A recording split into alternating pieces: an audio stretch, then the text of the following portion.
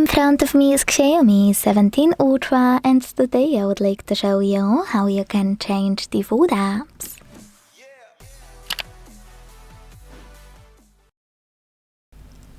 Begin by opening Settings and scrolling to tap on apps available here. Now click on those three dots at the top right corner. Select Other Settings from this pop-up. And finally click on Default Apps at the top. Now you can manage any of those sections however you want to. Just click on the chosen one, like Browser. Tap on an app you wanna apply as your new default. And go back.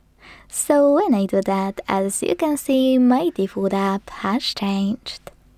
You can do that with all of the other sections as well. If you ever decided you want to reset to defaults, click on this button at the bottom and confirm your choice in the pop-up. Thanks so much for watching. If you enjoyed this video, leave a like, comment and subscribe. Bye!